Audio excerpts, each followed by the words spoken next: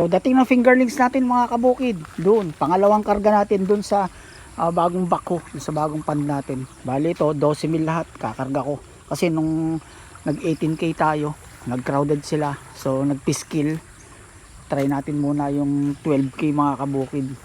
Pagka medyo maluwag sila, sa susunod try natin 50 hanggang sa makuha natin yung tamang bilang ng karga natin doon sa bagong binako natin.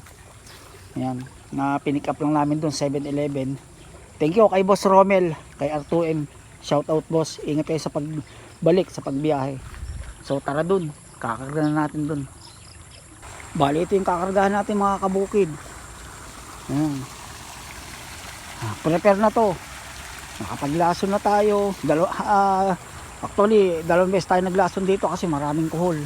Pero usually kasi ang kuhol, yung mahihinang similya, kinakain ng kuhol. At the same time, kumakain din sila ng pigs. So nakakonsumo rin sila. Perwisyo rin mga kabukid. Ayun, yung bagsakan ko ng tubig, inlet, meron pa ron. Pero nakasara yun, isa lang at madali lang namang patubigan.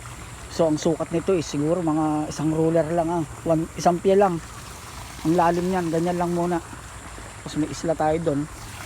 Yan, stay muna natin sila mga 30 minutes mga kabukid bago natin tanggalin sa polyethylene plastic bag. So yan sila. Bali hindi natin ganong inilapit sa bagsakan ng tubig kasi baka masaktan sila.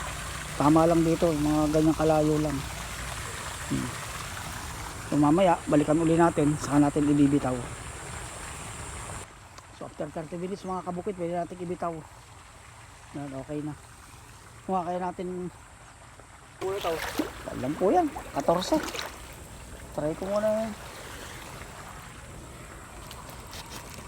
Hindi kaya ako makakrowd dito. Size 20. Ay, hindi lang siguro. Size 20 to mga kabukid. Ako hindi dilipat ko muna kayo lahat. Basta't dire-diretso ang tubig. Pagka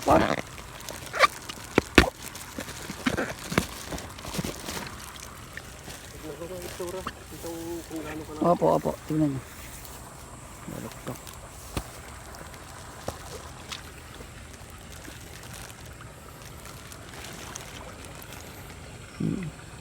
May nakalutang. Hindi maiwasan, may namatay din lang. Opo.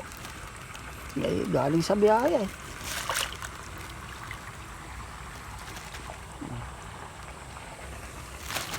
Alam mo lang busil ng kanay.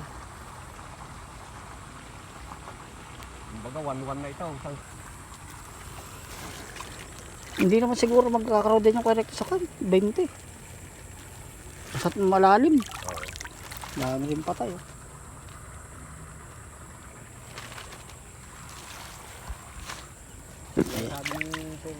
Pagka may pa isa-isang namamatay, yan na.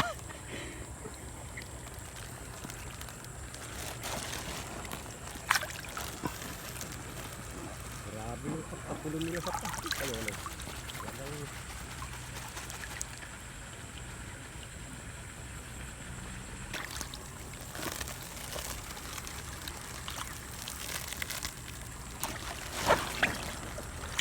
One man ha. One hand lang tayo mga kabukid. At itong kaliwa ko ay hawak-hawak pambidyo. Ito sila.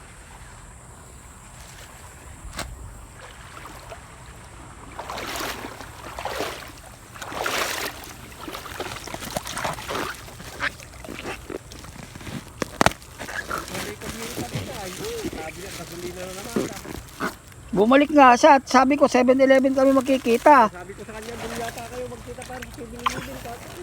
Pero dito na kanina dyan sa kukupan. Eh, sinat ko pa nga siya.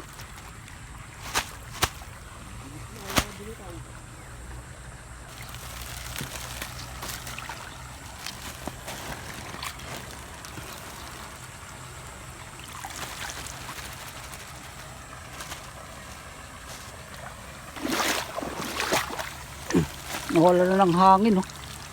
Nawala na ng hangin sa loob. Sumingaw.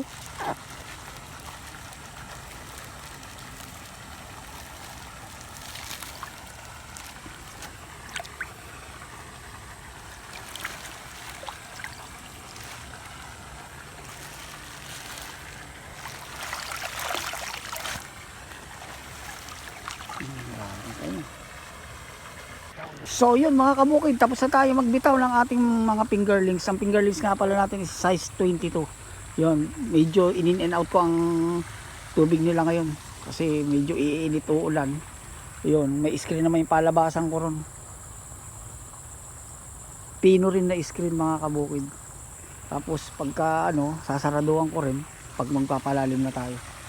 So yun lang mga kabukid ang ating vlog ngayon sa ating pagbibitaw ng fingerlings. Sa mga hindi pa po nakasubscribe ng ating channel na Bayones Channel, pasubscribe na. Meron din po tayong mga shorts na boxing. May hilig sa boxing mga kabukid. Salamat!